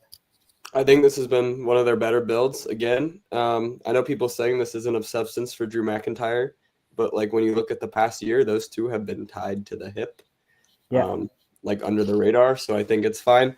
They're going to kill it. The Sin City Street Fight is going, again, could be the best match of the weekend. These two are both so good. I think McIntyre wins because I think I'll spoil a little thing. I think Cody's going to need someone to feud with between his reigns. So okay, I like it. Callum? Yeah, I think Drew wins. I think Drew deserves to win. I think Drew has been one of WWE's MVPs for the last 5 years now. Everything he does delivers. And I think he really needs to start picking up wins like this. And I want to see him get a world title again. I think having his run as champ be without the crowd, it feels so harsh because he's done such a good job, especially since turning heel. He's been so entertaining. I like Priest, and I think they've really built this story well because you feel like there is genuine hatred, and it's like these two guys can't even see each other without launching into an attack. And I think these are the sorts of feuds that you need for WrestleMania. I just think Drew deserves it, and I'd like to see that as well. So that's going head and heart for Drew. Yeah, I'm going to agree with you guys. I think Drew, to win it, he's been, like you said, he's been amazing. And it's going to be an amazing match regardless. And yeah, I just think he's been the MVP for so long. Even I understand why he lost the Punk feud. He had to lose the Punk feud, but even then he came out he was fine afterwards. He came out still with being Drew McIntyre. He was still strong enough to even if he lost the Punk feud, if he went straight into a title feud, you'd still accept it. That's how good Drew McIntyre actually is. So yeah, I'm going to go with him. Damian Priest has also had a good year, to be honest. Nobody thought he would be able to carry that title. He carried it. And he did really, really well for that kind of time that he carried it, better than I thought he was going to do anyway. But AF, I'm going to come to you next. Who do you think is going to win it?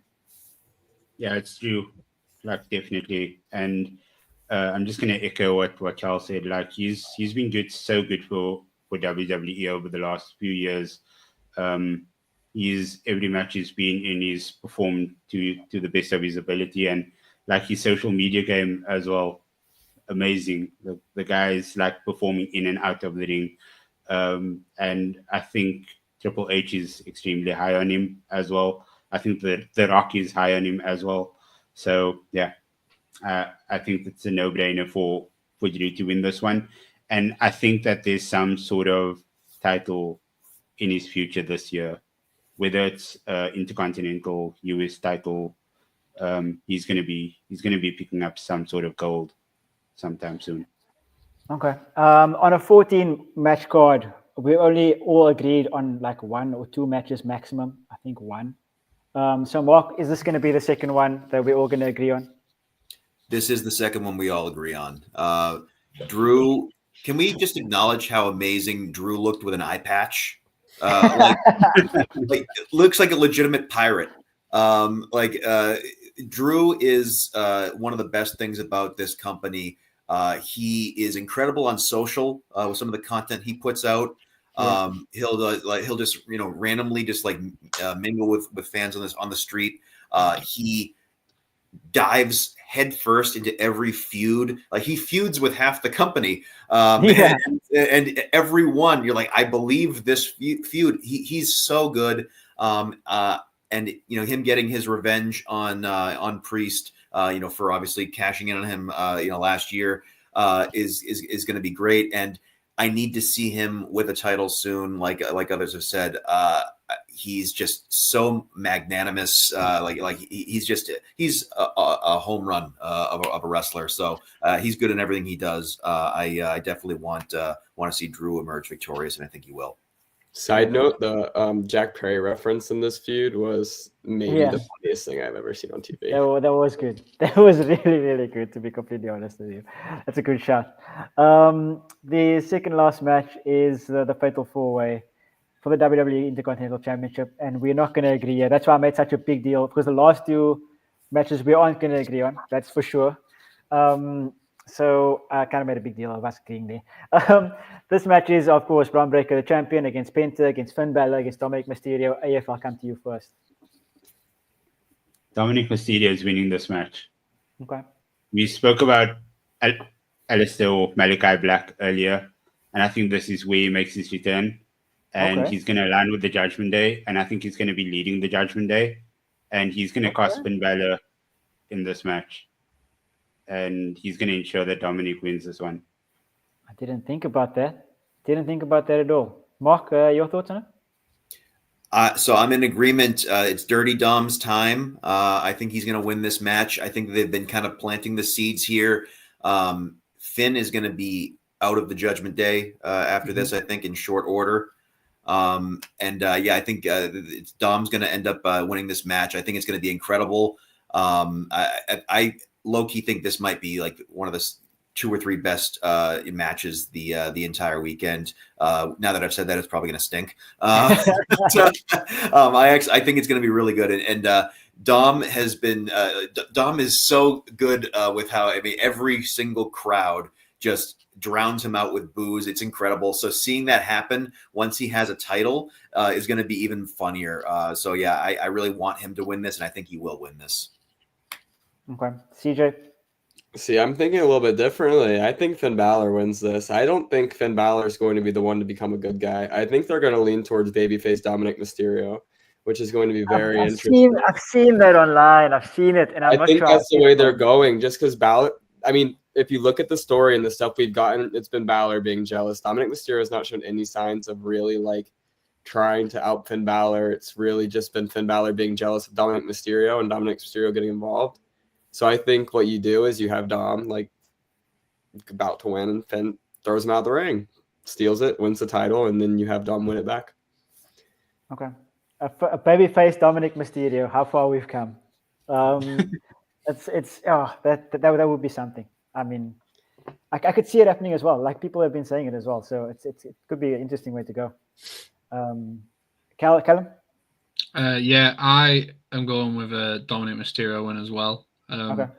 He's probably my favorite wrestler in WWE right now. I always love the slimy, chicken shit heels that just get under everyone's skin. They're always my favorite. Throughout the majority of the 2010s, The Miz was my favorite. And then it was Dolph Ziggler, and then Seth when he first turned on the show. And now Dominik's taken that space for me. I love him. I think he's great. I think he's so entertaining. He's so much better than I ever imagined when he first came out with Rhea. The transformation's been incredible. I think it will lead to Finn leaving the Judgment Day as well. But if I had to plan it out, I think it'd be maybe Bron hit the spear on Finn, and then Dom throws Bron out and pins Finn for the title, and that's where the dissension really kicks in. I want Dom to win, but I also think he will. Okay. I have been seeing. Yeah, Bron is definitely going on to bigger things. I'm pretty sure about that. I can see Finn staying heel, but I'm going to go Dom as well. I've tried to reverse engineer it once again to who's taking the pin, and I don't see Penta or Bron taking the pin. So, because I think that they obviously going to break up the Judgment Day, well, not break up the Judgment Day. Finn is going to leave the Judgment Day. I think so. It's difficult because CJ's thrown me for a loop. Okay, I'm gonna go. I'm gonna go Dom.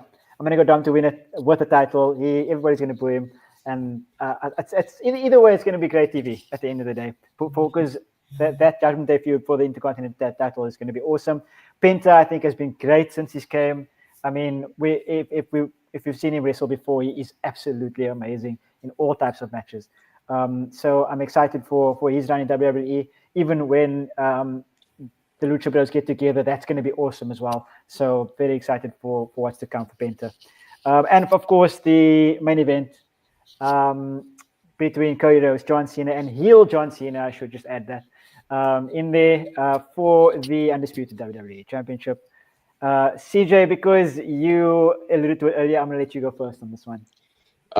I think Cena's winning. I would be kind of stunned if he doesn't, but I think if they don't do it, it's because they're saving 17 for when he's a face, but I just don't think there's really a point in doing that. I think him winning at 17 as a heel is kind of cool. I am worried that this match is going to be 2.0 of last year's main event, but the difference being last year's main event earned all the interference and stuff. I think this should just be Cody Rhodes versus John Cena. I don't think I need Travis Scott. I don't need The Rock. I don't need Stone Cold. Just give me John Cena versus Cody Rhodes. Cena wins, maybe with like a low blow or something. Okay, so simple. You want it to be simple. Yeah. You don't want to see The Rock. You don't want to see Stone Cold. I don't need it. Oh man, I just want to hear the glass break. I'm a sucker for the glass to break. I've been waiting for it. I wanted it last year, and I want it to happen this year. But I'm with you. I think Cena's going to win. There's also this line, the throwaway line that I've seen something online that Seth said about being best for business or something like that in this promo, and how that's kind of linked to John Cena and The Rock somehow, some way. Some people saying that might come around, that Seth is going to be the one to kind of cost Cody the title. But yeah, I just want to hear the glass break. I'm a sucker for the glass breaking, but I'm with you. I think John's going to win. He was on the Pat McAfee show today out of Vegas. Really? Mm-hmm. Oh no! Don't give me hope. Don't give me hope. Callum, I'm going to come to you. Yeah, I think Cena's winning. I think the heel turn in itself, it was one of the biggest moments in WWE history. I think we're using it, and then he loses his first match. It would be crazy. I think the build's been a little bit disappointing because of Cena's absence. It's been Cody kind of talking to a brick wall for the most part, which I think is disappointing. They haven't really. I was expecting after that beatdown at Chamber for it to become a really heated blood feud, but it feels like it never got out of first gear. But I still think Cena wins. I think it's actually cool for him to win the 17th and break the record whilst being a villain. I think so many people expected it to be this huge triumphant, heroic moment later in the year. I think it's so much smarter to do it now and have him hold the title for a while and spend the majority of his last run as champ. Because we all watched Cena growing up. We know how long he spent as champ. That guy was always the champion in the 2000s and early 2010s. So I think doing that and having him go through his feuds like you guys alluded to earlier with Randy, and then maybe visiting Punk at the Money in the Bank and just taking them off whilst being the champion, I think it just makes sense. It gives them a reason to feud rather than Cena just picking random guys to fight every month. But I want to say Cody's run has been great. I think he's done really well this year, and I'm excited to see what he does once he's out of the title picture because he spent so long in it. I'm excited to see what's next for him. Yeah, but yes, lol. Lol, yeah. Well, maybe lol, a serious lol this time because he's a villain. Yeah. I'm with you though. I think it's so cool that he should do it as a villain. I think that's just something poetic that kind of adds on to it at the end of it. Mark, coming to you next. Yeah, I mean, it's definitely the last time is now. John. I think that Cena does win this match, and I'm in complete agreement with Cal that the heel turn was not only a huge moment for WWE. That was that dominated pop culture. Everyone was talking about the fact that John Cena turned heel, and then they just dropped the ball with it. It was so disappointing because obviously we know how busy John is. That he's doing a million different things. He's filming Peacemaker. He's he's doing so many other projects. He's a superstar. But if you're going to have him, main event WrestleMania, he had to have shown up more. And beyond that, we still, maybe we're going to learn tonight because they're going to be in the main event apparently tonight at tonight's SmackDown. Him and Cody. We still don't actually know why he took The Rock's deal.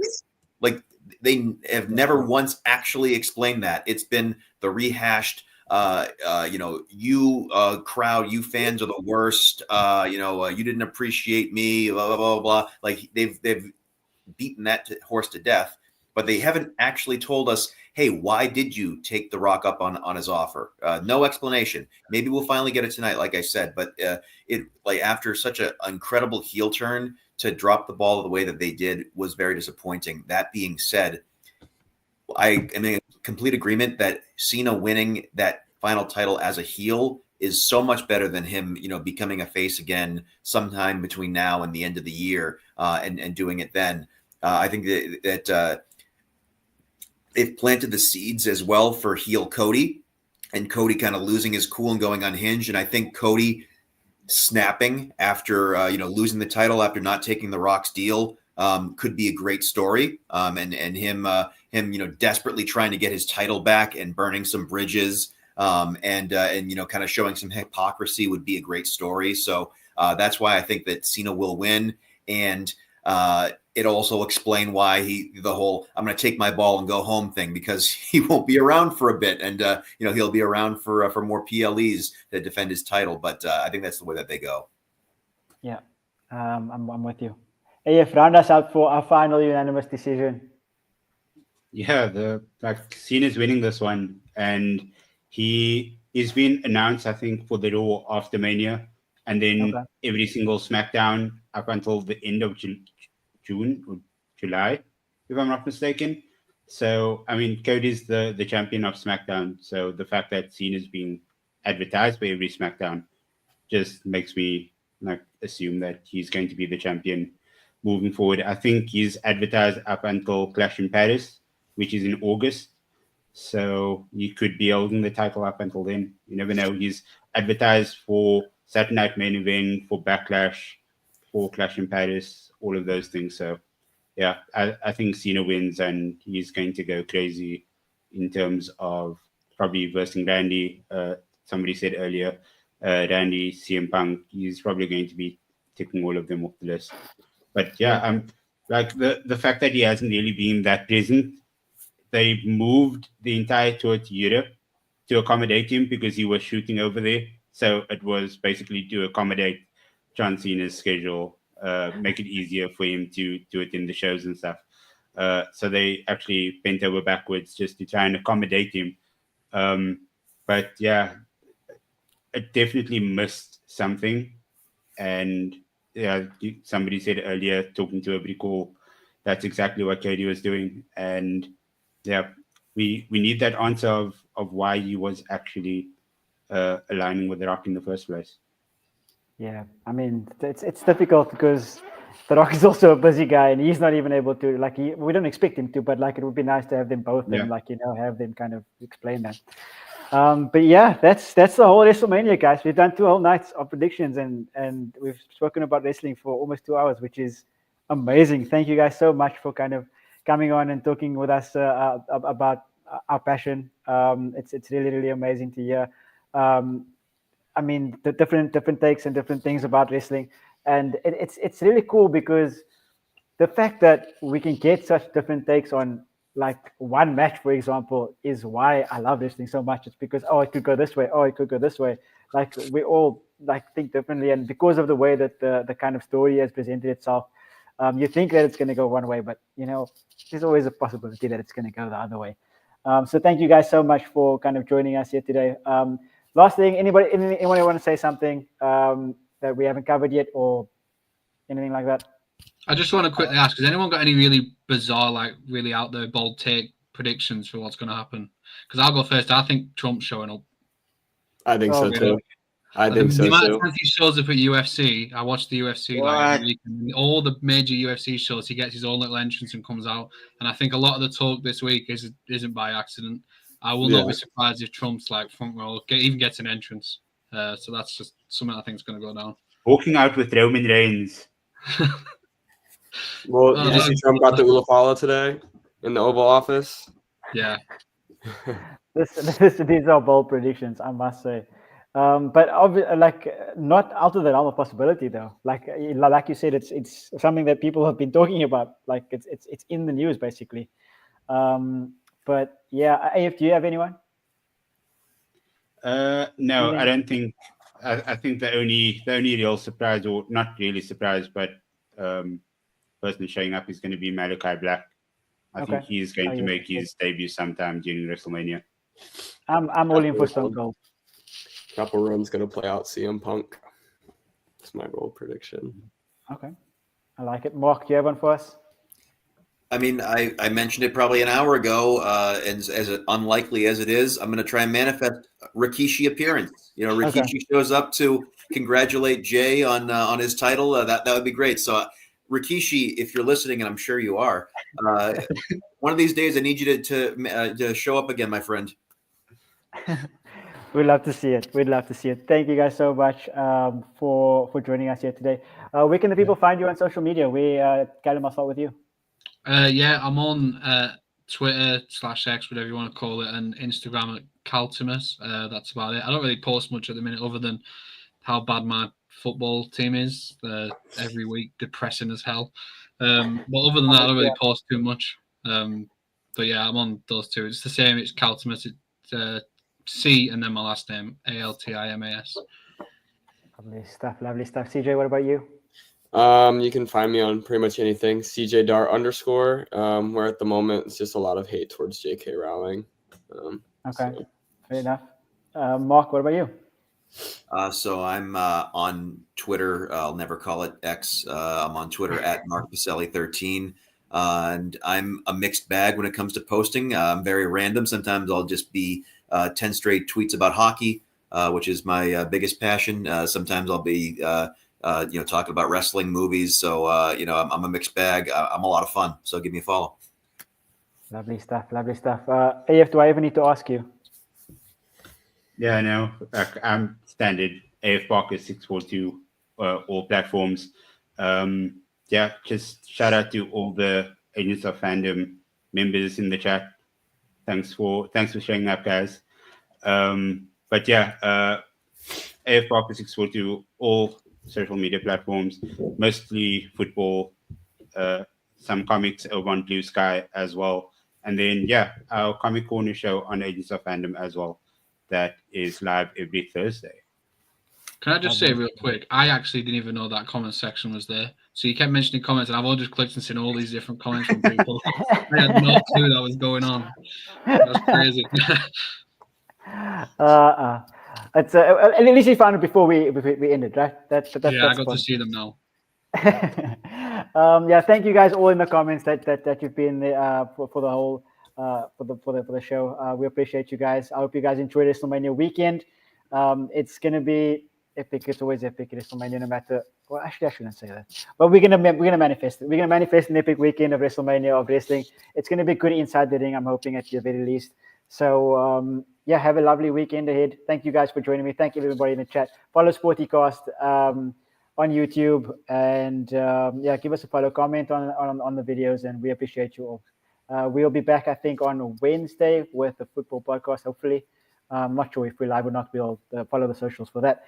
Follow Sportycast on all the socials, on Twitter, on Instagram, Blue Sky, everywhere all the socials. Follow us on socials.